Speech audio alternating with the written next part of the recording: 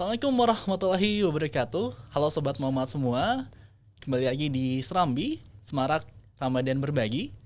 Serambi merupakan program Ramadan dari Bank Muhammad Indonesia yang berkolaborasi bersama Muhammad Institute, Baitul Mal Muamalat, dan DPLK Syariah Muamalat.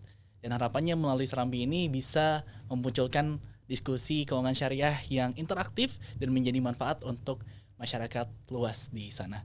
Dan menariknya Sobat Muhammad semua, bahwa program Serambi ini tidak hanya ada di Ramadan saja, namun nanti setelah Ramadan akan ada beberapa rangkaian program lanjutan. Di antaranya adalah Syariah Financial Literasi dan Hijrah Financial Clinic sebagai komitmen edukasi syariah yang berkelanjutan. Di episode kali ini bersama saya Akmal, kita akan membahas sesuatu yang menarik, topik yang sangat menarik, yaitu memahami waris di dalam Islam. Dan tentunya juga kita sudah kehadiran kembali narasumber yang sangat luar biasa. Di sini sudah ada Pak Ustadz Ahmad Maskur, LCMA. Assalamualaikum Pak Ustadz.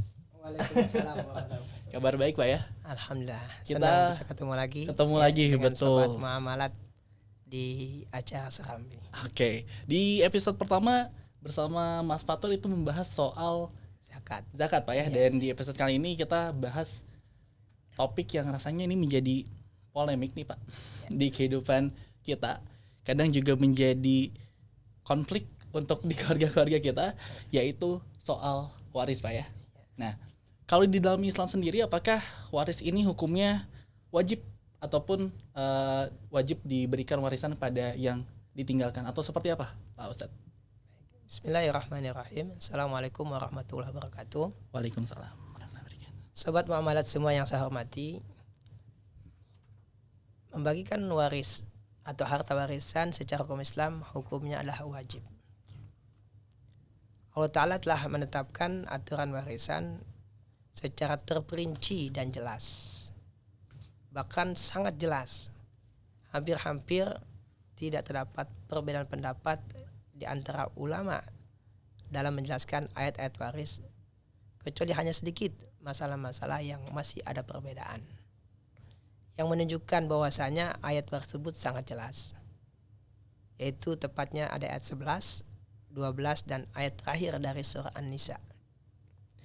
Bahkan dalam ayat 13 dan ayat 14 itu menegaskan bahwasanya melaksanakan hukum waris Islam dalam pembagian waris adalah sebuah kewajiban, sangat jelas disebutkan, di mana Allah Ta'ala berfirman, wa may ya'sillaha wa rasulahu wa yata'adda hududahu yudkhilhu naran khalidan fiha. Barang siapa yang melanggar aturan Allah Ta'ala dan Rasulnya dan melanggar batas-batasan yang telah ditetapkan, maka Allah masukkan ke dalam neraka. Ke dalam ayat 11, 12 dan ayat terakhir surat An-Nisa dijelaskan batasan-batasan, mulai dari siapa yang berhak mendapatkan warisan dan berapa besaran bagian setiap ahli waris. Sehingga aturan-aturan tersebut, di mana ada yang berhak siapa saja, maka sudah pasti harus dapat jika memenuhi syarat ya yang disebutkan dalam ayat-ayat tadi. Begitu juga dengan besaran masing-masing ahli waris berapa, dan semua inilah aturan yang tidak boleh dilanggar. Karena jelas kecamannya pada 14, barang siapa yang melanggar aturan tersebut Allah masukkan ke neraka. Sementara sebelumnya yaitu ayat 13, wa may yuti'illahu wa rasulahu, barang siapa yang taat pada Allah dan Rasulnya, Allah masukkan ke dalam surga. Jadi orang yang patuh pada hukum waris, Allah masukkan ke surga. Sementara orang yang melanggar aturan hukum waris, Allah masukkan ke neraka. Ini cukup menjadi poin bagi kita, bahwasanya membagikan waris secara hukum Islam adalah wajib. Satu lagi saya tambahkan, yang mungkin bisa menjadi landasan berpikir kita untuk dapat menerima aturan hukum waris Islam adalah kita harus meyakini bahwasanya harta hakikatnya milik Allah Ta'ala. Manusia hanya dititipi. Nah, begitu manusia yang dititipi harta tadi meninggal dunia, maka otomatis harta tadi kembali kepada Allah Ta'ala. Maka karena harta itu kembali kepada Allah, maka hanya Allah yang berhak menentukan siapa pemilik harta berikutnya. Kalau kita pelajari hukum-hukum yang lain terkait harta, jika sebuah harta lepas dari pemiliknya, bukan atas keinginannya tapi karena aturan, maka pemilik berikutnya Allah yang menentukan. Misalkan zakat, seorang muzaki melepas hartanya dengan niat zakat, maka Allah pula lah yang menentukan siapa penerima zakat. Orang kafir yang kalah dalam peperangan, ya, lepas hartanya dalam mereka, maka Allah pula yang menentukan siapa yang berhak berikutnya, itu ghanimah.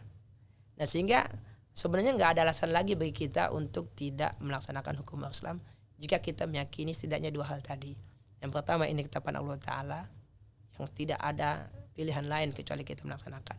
Yang kedua, kita meyakini ini harta adalah dari Allah, sehingga berapapun yang kita diberikan harus kita terima. Nggak boleh kita merasa, oh kok sedikit banget, nggak. Makanya nggak ada istilah rebutan waris sebenarnya. Kenapa? Udah jelas siapa yang berhak dan siapa yang tidak, gitu. Nah, ini poin pertama yang paling penting untuk menjadi mindset setiap muslim ketika dia masuk dalam masalah warisan. Karena hampir setiap orang, hampir ya, nggak selalu, ya, karena ada yang tidak ditinggalkan warisan ya. Nah, ditinggalkan warisan itu harus tahu, agar dia tahu apakah dia termasuk yang berhak mendapatkan warisan, dan kalau berhak dapat berapa besarannya. Jadi nggak perlu protes. Nah, ini menarik dari penjelasan Pak Ustadz. Kenapa pada akhirnya Islam itu sangat mengatur waris ini secara detail dan terperinci gitu? Itu apakah ada alasan yang lebih jelasnya Pak berkaitan dengan mengapa Islam mengatur waris sedemikian rupa? Ya, Allah Ta'ala mengetahui bahwasanya di antara sifat manusia itu berebutan harta. Jadi jauh sebelum Allah Ta'ala ciptakan manusia, karena Allah mengatakan kepada malaikat, inni ja'ilun fil ardi khalifah, kami akan menjadikan khalifah di bumi. Lalu malaikat mengatakan, ataj'alu fiha wa yufsidu fiha wa yasfiku dima, apakah engkau akan menciptakan manusia menjadi khalifah, padahal di antara sifat mereka adalah yasfiku dima, menumpahkan darah. Jadi malaikat aja tahu kalau manusia itu akan bisa berkelahi, apalagi ya, umumnya ribut kan karena harta. Betul. Ya kan, pertikaian di dunia ini baik sekupnya kecil ataupun sekup antar negara pun harta. Negara A menjajah negara B, harta juga. Nah, maka Allah aturlah sedemikian rupa agar manusia tidak ribut. Oke, berarti karena dasarnya manusia suka ribut soal harta gitu. Karena emang tabiat manusia cinta harta. Itu. Gitu ya. Jadi Allah juga menciptakan manusia cinta harta. Tapi kalau Allah tidak mengatur, Allah melepas bebas, ya yang terjadi kerusakan. Kenapa? Karena siapa yang kuat nanti dia akan menguasai. Betul. Sementara yang lemah bisa nggak dapat apa-apa. Nah, kadang juga gini, Tat. Biasanya di dalam keluarga itu orang tuanya masih ada, masih sehat. Nah, ini anak-anaknya udah ribut soal waris gitu. Warisan mana Pak? Warisan mana Mah? Nah, kalau menurut Islam sendiri, waktu terbaik untuk memberikan warisan itu ketika apa? Apakah ketika sudah orang tuanya meninggal, atau ketika masih hidup pun si warisan itu sudah bisa diberikan kepada si ahli warisnya? Baik. Warisan adalah harta yang ditinggal mati oleh pemiliknya. Harta yang ditinggal mati oleh pemiliknya. Berarti kalau pemiliknya belum mati ya nggak ada warisan. Berarti itu yang ngomongin sebelum mati tuh. Itu anak durhaka ya. Anak durhaka, kacau tuh Ustadz ya. Ya kan, kok orang tua masih hidup kok minta warisan. Kalau minta hadiah mungkin. Ya kan, minta hibah iya. Kalau minta warisan itu sangat keliru. Karena nggak ada warisan dibagi sebelum pemiliknya meninggal. Yang bisa dilakukan oleh pemilik saat masih hidup adalah berwasiat. Apa wasiatnya? Nanti kalau ayah meninggal dunia, nih harta ayah, bagikanlah sesuai dengan hukum waris. Nah, itu wasiat namanya. Atau ya kan, ketika ayah hidup, nanti kalau ayah meninggal, rumah yang ini buat si A, rumah ini buat si B, rumah ini buat si C. Tapi itu nggak final. Kenapa? Nanti dihitung lagi. Apakah pembagiannya sudah sesuai hukum waris? Kalau sudah, selesai. Kalau belum, maka harus dihitung ulang. Mungkin si A dapat lebih dari haknya. Karena kalau ada yang lebih, pasti ada yang kurang. Kan matematiknya begitu. Nggak mungkin si A lebih, si B lebih, siapa yang nambahin? Ya kalau si A lebih, pasti si B kurang. Begitu. Nah, hitung lagi. Kalau sudah cocok, ya udah selesai. Atau bentuknya adalah hibah ketika hidup. Walaupun tentu ada konsekuensinya nanti. Ya, jadi si ayah ketika hidup membagikan rumahnya misalkan, ya saya dengan akad hibah, berarti bukan warisan. Gitu. Tapi nanti tentu akan ada akibatnya yang harus siap. ya dihadapi jika terjadi seperti itu. Jadi yang terbaik sebenarnya adalah orang tua itu menyiapkan anak-anak yang beriman, sehingga ketika dia meninggal dunia dia merasa aman. Anaknya nggak akan ribut rebutan warisan, tapi akan membagikan warisannya sesuai dengan yang Allah Ta'ala ridhoi. Itu justru yang paling penting. Jadi orang tua fokus kepada mendidik anak yang beriman, yang berakhlak, sehingga kalau orang tua meninggal mereka akan membagi warisan dengan damai. Ya jadi ribut ya Teh. Gitu. Nah soal perhitungan sendiri, kadang ada yang masih mempertanyakan gitu Pak, bingung kenapa kok bagian perempuan ini lebih sedikit daripada laki-laki untuk soal warisan. Pertama, tidak selalu dalam setiap kasus perempuan lebih sedikit, nggak selalu. Ya, yang ada hanya jika setara, saudara, sesama anak, nah, itu baru anak laki memang 2 kali lipat anak perempuan, atau sesama saudara kandung, ya saudara laki-laki 2 kali lipat anak perempuan. Antara suami dengan istri, suami dapat 1/4, istri dapat 1/8, atau suami setengah, istri dapat 1/4. Ini secara umum ya, detailnya panjang penjelasannya. Artinya nggak selalu, bahkan dalam kondisi tertentu perempuan itu malah lebih terjamin haknya dibanding laki-laki.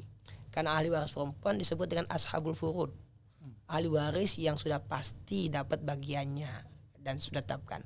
Sementara laki-laki itu asoba. Apa asoba? Dapat sisa. Sisa itu kan ya kalau banyak syukur, dikit alhamdulillah, mungkin nggak dapat, nama sisa. Nah itu, jadi bisa seperti itu. Jadi justru kalau bicara masalah kepastian, justru ahli waris perempuan lebih pasti dapatnya dibanding ahli waris laki-laki. Tapi nggak semua kondisi memang. Karena permasalahannya banyak, kompleks ya, nggak bisa kita bahas satu. Itu seperti itu. Nah kemudian adapun alasannya kenapa anak laki, bukan laki-laki ya, anak laki. Bagiannya lebih besar daripada anak perempuan. Begitu. Karena laki-laki dalam Islam itu punya kewajiban banyak. Jika dia nikah, dia wajib memberikan mas kawin. Perempuan menerima mas kawin. Kewajiban laki-laki menafkahi. Perempuan tidak punya kewajiban menafkahi. Jadi kalau kita misalkan si A anak laki-laki, si B anak perempuan, ketika nikah mungkin si A habis uangnya, si B utuh uangnya, warisannya utuh. Kenapa? Kan dia nggak belanjakan hak warisannya, malah dia dapat mas kawin dari suaminya, dapat nafkah dari suaminya. Nah tapi yang laki-laki warisannya dia harus bayar mas kawin ke istrinya, harus nafkah ke istri dan anak-anaknya tuh. Jadi faktanya ya perempuan harta warisannya bisa utuh, tapi laki-laki harta warisannya mau nggak mau dibelanjakan. Nah itu hikmahnya kenapa laki-laki mendapat 2 bagian, karena prinsipnya apa? Hak seimbang dengan tanggung jawab. Laki-laki ya tanggung jawab lebih besar daripada perempuan, maka wajar kalau haknya lebih besar. Selain itu tadi kita katakan ini ketentuan dari Allah Ta'ala yang sejatinya seorang mukmin tidak mempertanyakan ketika Allah Ta'ala telah menetapkan. Karena bisa jadi kita menemukan jawabannya kenapa, bisa jadi nggak ketemu. Jadi jangan karena nggak ketemu kita tolak. Kenapa? Karena Allah tetapkan. Allah mengatakan wa ma kana lil mu'minin wala mu'minatin idza qadallahu wa rasul amran ayyakuna lahumul khiyaratu min amrihim. Tidak patut bagi seorang mukmin laki-laki atau perempuan jika Allah dan Rasulnya telah menetapkan suatu perkara, mereka mencari pilihan lain. Jadi nggak patut mempertanyakan. Gunanya iman itu Pak ya, percaya. Nggak patut mempertanyakan gitu. Jadi Allah terserah dia. Mestinya begitu ya. Dan kita percaya sepenuhnya kalau itu yang memang baik. Dan insya Allah kalau kita menerima dengan tulus akan datang keberkahan. Ya, tidak penting harta warisan banyak atau dikit, yang penting berkah. Terkadang dapat banyak malah jadi musibah. Kan begitu. Makin banyak harta ini dapat, tanggung jawabnya juga semakin besar Ustaz ya. Kalau secara perhitungannya ada perhitungan pastinya nggak Ustaz untuk pembagian warisan ini untuk anak perempuan dan anak laki? Di surah An-Nisa ya, itu ayat 11 disebutkan bagian laki-laki berapa, bagian perempuan berapa. Sangat detail sekali. Ya, tentu panjang kalau kita sebutkan di sini. Ya. Karena di situ nanti ada ashabul furud, ada yang dapat setengah, siapa aja, ada dapat 1/4 siapa aja, 1/8 siapa aja. Kemudian ada 2/3 siapa yang dapat, kemudian 1/3 siapa aja, ada 1/6 siapa aja. Jadi ada 6, ada setengah, 1/4, 1/8, 2/3, 1/3 dan 1/6. Itu masing-masing sudah ditetapkan dalam Al-Quran dan ada tambahan sedikit dari hadis tentang siapa yang dapat dan berapa besarannya. Nah itu tentu ya nggak cukup forum kita untuk menjelaskan cara detail ya. Dan ada juga ahli waris yang mendapatkan warisan tapi besarannya tidak ditentukan, berarti dapat sisa namanya. Dapat sisa namanya. Jadi angka berapa nggak disebutkan berapanya. Makanya bagaimana menghitungnya? Berikan dulu orang-orang yang bagiannya sudah pasti, yang belum pasti berapa sisanya. Gitu. Misalkan ada 3 orang, yang satu dapat 1/4 misalkan, ya, yang satu dapat 1/6, ya, yang satu dapat setengah misalkan, kan begitu. Nah, sisanya apa? Ya masih ada sisa. Nanti siapa sisanya begitu. Oke, Ustadz juga tadi sempat menyinggung kalau misalnya orang tuanya masih hidup, itu anak bisa minta hibah lah ya. Nah, yang membedakan hibah dan waris ini apa, Ustadz? Baik. Saya sedikit menambahkan ya. Jadi kalau anak minta sesuatu kepada orang tua itu sah-sah saja. Okay. Selama orang tua itu sanggup memberikan. Ya, tapi kalau nggak sanggup tentu nggak boleh ya. Karena itu memberatkan orang tua. Kedua, hibah itu pemberian lebih dari hak namanya. Karena yang jadi hak itu adalah nafkah. Ya. Berarti hibah itu nggak wajib. Atau orang tua mau ngabulkan atau enggak, nah itu anak nggak bisa menekan orang tua. Ya, tapi kalau nafkah itu memang haknya. Yang termasuk nafkah ya tempat tinggal, makan, kebutuhan pokok, sekolah dan semacamnya. Nah hibah itulah pemberian yang diberikan kepada pemilik kepada orang lain saat dia masih hidup. Itu hibah. Jadi ada ijab kabulnya. Okay. Ini rumah untuk kamu. Nah, itu. Jadi harus ada pernyataan. Ya, pernyataan terucap dan juga nanti ditulis sebagai bukti adanya hibah. Gitu. Adapun waris itu bukan pemberian. Tadi kita katakan waris itu perpindahan sebuah harta dari pemiliknya yang meninggal dunia kepada ahli warisnya. Jadi perpindahan itu otomatis, nggak ada ijab kabul, nggak perlu ada pernyataan dari pemiliknya. Misalkan nanti kalau saya mati warisannya buat kamu, walaupun dia nggak bilang udah pasti buat ahli warisnya. Atau bahkan sebaliknya, nanti kalau saya meninggal kamu nggak boleh warisan, nggak bisa juga. Ya, selama tidak ada penghalang secara hukum, ya nggak ada yang bisa menghalangi. Katakanlah anaknya malas, ya kan, kamu ayah nggak kasih warisan, ya nggak bisa. Itu sebenarnya nggak bisa tuh. Nggak bisa. Karena pada akhirnya warisannya tetap Ya jatuh kan? ke anaknya. Kenapa? Karena nanti sudah ada ketentuan. Kenapa seorang bisa nggak dapat warisan, sudah ada ketentuannya. Yaitu apa diantaranya membunuh. Ya. Kalau dia membunuh orang tuanya, otomatis dia nggak dapat dan seterusnya. Ya, tapi kalau sekedar anak itu malas misalkan atau nakal misalkan, itu nggak menjadi penyebab orang tua kamu nggak kasih warisan atau kamu saya coret dari warisnya, nggak bisa. Kenapa? Karena perpindahan harta dari pemiliknya yang meninggal dunia kepada ahli warisnya itu sudah ketetapan Allah Taala. Jadi nggak bisa diubah oleh siapapun. Nah, itu warisan namanya. Ya, jadi kalau hibah itu pemberian atas keinginan si pemilik kepada orang lain, ya siapapun orang lainnya ya. Dan pemberian itu dilakukan saat masih hidup. Ada pernyataan.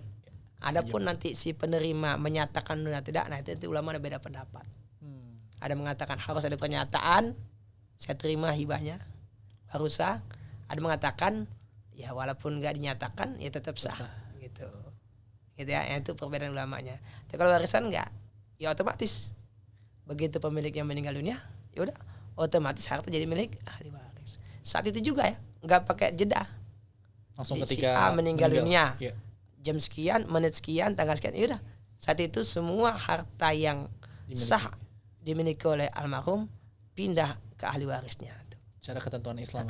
Jadi kepemilikannya dimulai sejak almarhum meninggal begitu. Berarti simpelnya hibah ini diberikan ketika yang punya harta masih hidup. Ya. Kalau waris ini ketika yang punya hartanya sudah meninggal. Bukan pemberian. Oh ya, perpindahan. Kalau waris ini perpindahan otomatis. Iya, otomatis perpindahan ya, beda. Jadi bukan pemberian, perpindahan. Kalau pemberian tadi yang hibah itu Ustaz. Nah, ini kalau misalnya hartanya ternyata harta bersama suami istri, misalnya ada mobil atau rumah, ternyata rumahnya ini punya suami sama istrinya. Dan sedangkan nanti yang meninggal duluan itu suaminya. Nah, itu berarti nanti rumahnya diwarisin ke siapa Ustaz? Betul. Jadi memang dalam Islam itu kepemilikan harta itu individu. Pernikahan tidak menjadikan harta itu bercampur secara otomatis, enggak. Bisa bercampur juga dengan akad. Oke. dengan keinginan dari kedua pihak. Jadi nggak otomatis dengan nikah harta suami jadi milik istri, harta istri jadi milik suami, enggak. Karena nikah itu kan bukan akad tentang harta, akad antara laki dan perempuan untuk menjadi suami istri hidup bersama sampai akhirat, kan gitu. Ya. Bukan akad tentang harta kan. Ya. Kalau akad harta, saya punya uang 1 juta, kamu punya, yuk kita gabung jadi usaha. Nah itu bukan nikah namanya. Itu ya kan, usaha. Nah sehingga harta istri tetap milik istri, harta suami milik suami. Jika terjadi harta tersebut tercampur, maka dia harus menjelaskan berapa milik suami, berapa milik istri. Ya, misalkan di rumah berdua, ya kan, karena mungkin sendiri nggak cukup ya. Kan zaman sekarang banyak suami istri bekerja. Ya. Kalau suami aja beli rumah mungkin pendapatnya nggak cukup, maka dibantu dengan istri. Catat dari uang yang digunakan tadi, misalkan berapa harga rumahnya 800 juta, berapa yang dipakai uang suami 500, berarti sih 300. Catat itu, nggak boleh nggak dicatat. Kenapa? Kalau nggak dicatat nanti akan jadi masalah ketika salah satu meninggal dunia. Dan ini berapa kali saya menemukan kasus begini ya. Jadi si ibu, ya saya nggak tahu Pak Ustadz, kita nggak pernah Nah, itu nyatet. kalau nggak tahu gimana tuh? Ya kan, kita nggak pernah nyatet. Saya bilang berapa hak saya bawa suami, pokoknya nih rumah saya beli berdua gitu aja. Ya, saya gimana jawabnya juga saya bilang. Nah, kalau ibu aja nggak tahu, apalagi saya bilang kan gitu. Yang pasti yang bisa dibagi waris ya hak suami aja. Hak ibu kan ibu masih hidup, kecuali dua-duanya meninggal. Ya kan, keturut ke anak dua-duanya. Ya. Itu pun kalau nggak ada ahli waris lain. Karena kan mungkin suami punya orang tua masih hidup, Ya. mungkin istri punya orang masih hidup, itu kan ahli waris juga. Ya nanti anak saya meninggal emang gak ada warisannya, mau dibagi. Nah kan ayahnya mungkin nanya, ibu nanya kan gitu. Nah makanya harta harus dipisah. Ada catatannya minimal ya, harus dipisah begitu. Ini mana harta suami, ini mana harta istri. Jadi harus dipisah, nggak bisa. Kenapa? Agar ketika terjadi ya kematian, ya, untuk dibagi warisnya jelas gimana, apa yang mana yang dibagi dan yang mana yang tidak. Yang dibagi itu yang mati, yang sudah meninggal, yang belum meninggal berarti nggak dibagi. Kecuali tadi nggak ada ahli waris lain selain anak dan sudah meninggal dua-duanya, ya udah selesai. Karena buat anak semua, ya kan. Ini rumah ya dibeli oleh ayah dan ibu, dan ayah ibu udah meninggal dua-duanya, gitu kan. Saya tanya, ada nggak ahli waris lain selain ayah dan ibu, apa orang tua mereka, kakek nenek gitu? Nggak ada, ya udah berarti buat kalian semua, ya udah selesai. Nah, kalau itu, tapi kan nggak selalu begitu kasusnya. Maka harus dipisah harta suami dengan istri, ya, jangan dicampur, dicatat. Berarti kalau misalnya tidak ada catatan, si hartanya dihitung dari yang meninggal ya, Tat? Nah nanti kita, kalau saya gini, udah saya percayakan kepada ibu, gitu aja. Ya ibu yang nentukan berapa harta ibu, berapa harta suami, gitu. Ada juga ya udah setengah-setengah, ya udah setengah-setengah berarti. Kan berarti setengahnya itu harta ibu, nggak dibagi waris, setengahnya harta almarhum ayah, nah itu yang dibagi waris. Tapi ada ibu juga, udahlah kalau saya mau bagi semua buat anak, ya boleh. Berarti bagian ibu dibagi ke anak, akadnya hibah. Karena ibu masih hidup. Ya. Tapi bagian ayah dibagi ke anak, waris. Nah, ada begitu kasusnya. Ya karena bingung dia kan. Emang mau dikasih ke anak semua kan gitu kan. Ya udah saya mau kasih ke anak semua. Kan gitu kan. Ya udah kalau emang ibu pengen kasih ke anak semua, berarti bagian ayah pindah ke anak dengan hukum waris, bagian ibu pindah ke anak dengan hukum hibah. Karena ibu masih hidup. Nah, begitu. Itu solusinya begitu. Walaupun sudah bercerai pun masih sama, Ustadz ya? Kalau misalnya bapak ibunya udah cerai gitu. Kalau bapak ibu bercerai, itu kan mereka udah nggak punya hubungan, berarti udah nggak ada warisan antara mereka. Kan kalau udah berpisah suami istri, itu nggak bisa saling mewarisi. Itu. Tapi kalau hubungan dengan anak ya tetap tentunya. Kalau ke anak masih tetap. Karena kan ke anak nggak putus. Gitu. Nah ini kenapa kadang suka terjadi konflik-konflik nih saat kalau misalnya lagi bagi warisan baru banget, misalnya orang tuanya, ayah atau ibunya meninggal, langsung tuh anak-anak pada ribut, ini hak saya, ini warisan saya. Nah itu kenapa pada akhirnya konflik itu bisa sering terjadi, Ustadz? Sama dalam Islam ini solusinya apa gitu kalau dalam ketentuan Islam ini? Dari beberapa kasus yang pernah saya tangani, yang sering saya temukan konflik terjadi adalah karena ada sebagian anak ketika orang tua masih hidup dia dikasih, ada gitu, nih rumah buat kamu, yang lain gak dikasih. Itu kan hanya yang lain gak dapat protes kan. Nggak bisa, itu warisan juga peninggalan ayah, harus dipecah. Enggak, ini udah punya saya, nggak bisa. Nah itu diantaranya. ya kan? Itu diantaranya gitu ya, seperti itu. Itu diantara yang paling pelik tuh, karena yang udah nerima nggak mau lepas, Iya. karena dia percaya ini punya saya Iya, dikasih, yang lain nggak mau dong, masa kamu udah dikasih kita enggak. Ini agak rumit nih misalkannya, jujur aja agak sulit. Apalagi kalau udah surat tanahnya nama dia, udah sulit saya bilang. Saya nggak bisa bilang apa-apa, saya bilang begitu dah. Saya angkat tangan, saya jujur saya bilang, silakan ke pengadilan, biar pengadilan yang memutuskan. Kenapa? Karena udah rumit. Kalau kita kan bukan pengadilan yang bisa memutuskan. Gimana keputusan pengadilan kan harus dijalankan. Kalau kita kan cuma menjelaskan aja, ya kan? Yang bertanya nggak bisa kita paksa untuk melaksanakannya. Secara struktural ya nggak bisa maksa, tapi secara moral tentu mereka harus. Gitu. Nah itu diantara konfliknya. Yang kedua konfliknya itu biasanya ada harta-harta yang bermasalah. Bukan hanya masalah riba tadi, misalkan si ayah pernah punya utang atau si anak pernah punya utang, pernah juga begitu. Mungkin ayah pernah utang sama anaknya atau anak pernah utang sama ayahnya. Nah itu juga pernah seperti itu. Atau juga ada perlakuan yang nggak adil kepada anak-anak, sehingga ada yang merasa iri dan seterusnya. Atau sebaliknya, saya ini paling capek lo ngurus ayah, saya paling banyak lo dapatnya. Nah ada juga seperti itu gitu ya. Nah itu diantara konflik yang pernah saya alami begitu ya. Tapi nanti kalau mereka dijelaskan, ini loh Al-Qurannya bilang begini, mana yang perlu kita hitungan, mana kita nggak hitungan begitu. Insya Allah kalau seandainya ketika mereka datang niatnya benar-benar ingin mendapatkan penjelasan, ya mereka akan menerima berlandaskan iman. Jadi kita sebagai yang punya harta nggak bisa sembarang ini punya kamu, karena Sebaiknya khawatir begitu. nanti menimbulkan konflik. Betul. Ketika kita udah meninggal, Ustaz ya. Nah, kalaupun mau, saran saya berikanlah hak guna aja, jangan hak milik. Oke. Hak guna ya. Saya punya kontrakan 5, Bisa dipakai. ya udah gitu. pakai dulu gitu. Ya gitu kan. Jadi bukan hak milik, hak guna Hak aja. guna. Nanti saya meninggal ya hitunglah sama kalian. Sudah dengan Sedangkan ketentuan. hukum gitu. Hak guna aja, jangan hak milik. Jadi tetap milik saya, tapi anak saya pakai. Nah, itu lebih aman. Ya, daripada saya hibahkan nanti bikin konflik. Iya.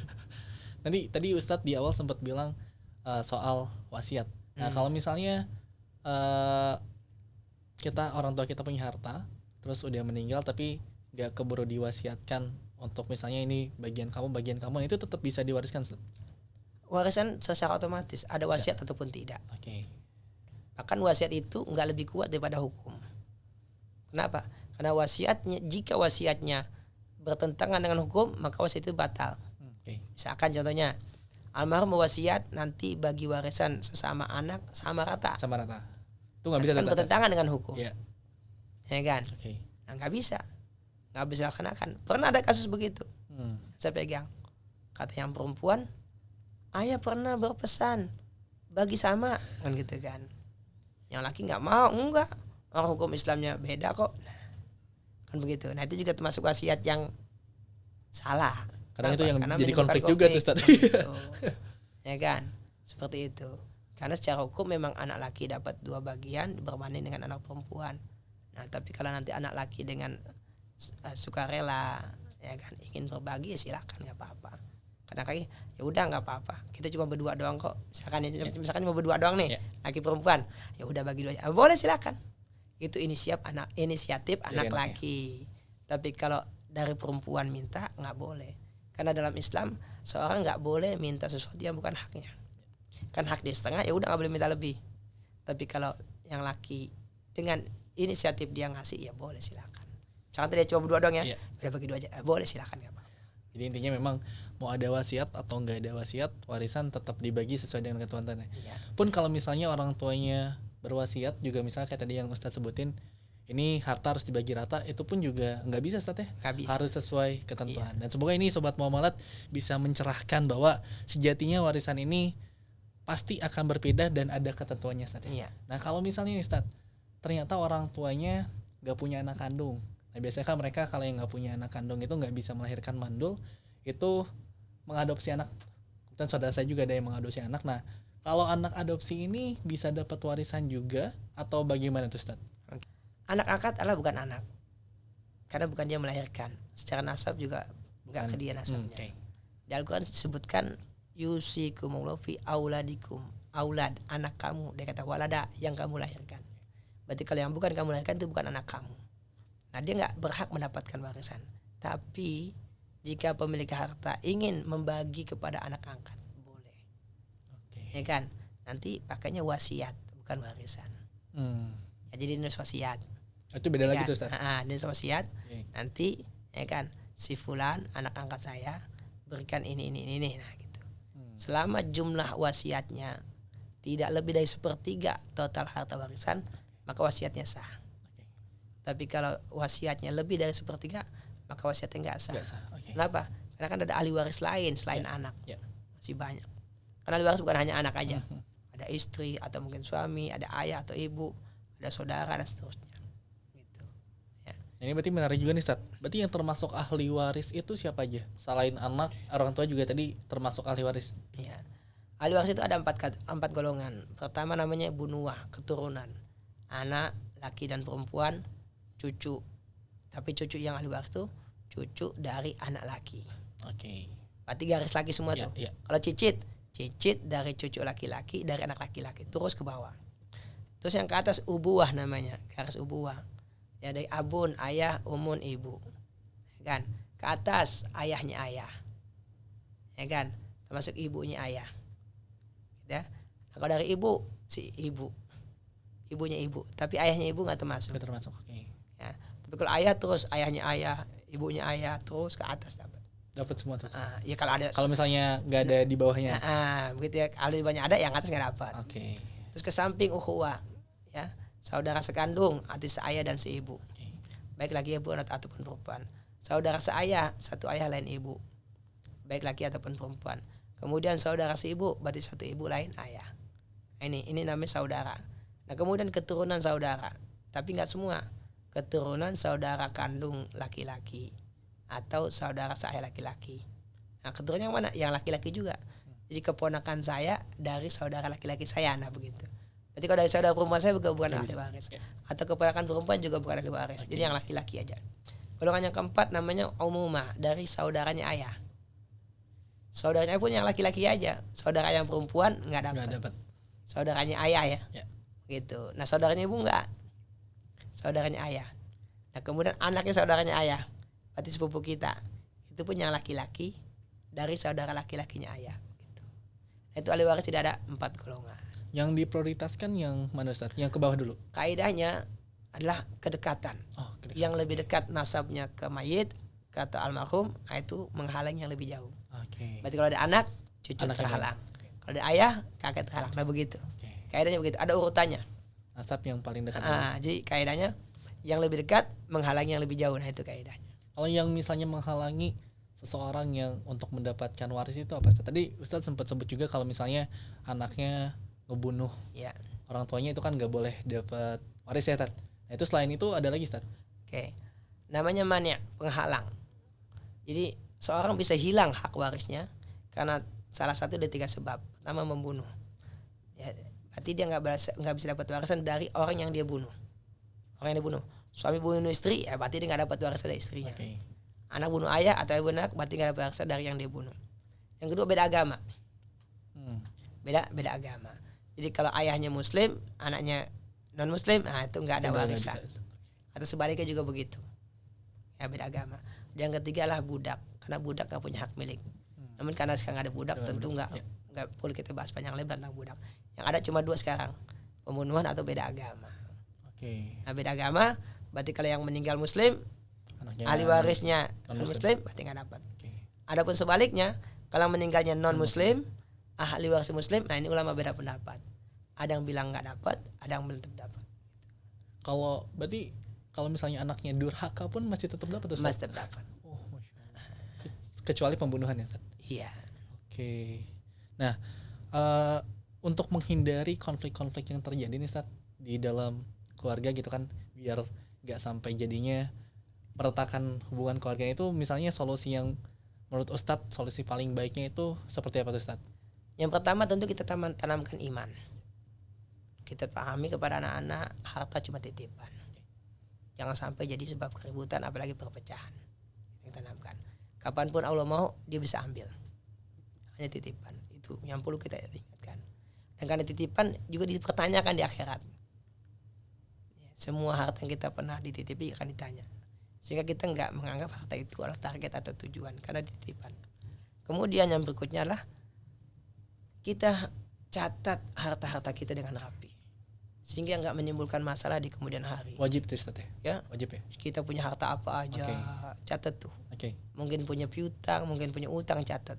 Sehingga tidak meninggalkan PR buat keturunan kita. Karena pernah saya pegang kasus begitu. Ya, kita nggak tahu Ustadz, ayah gimana. Udah susah banget. Saya bilang, yang rapat istri nggak tahu. Saya bilang, istriku nggak tahu. Segitu tertutupnya suami sampai istri nggak tahu. Nah, itu kan membingungkan, saya bilang. Nah, itu jangan sampai terjadi.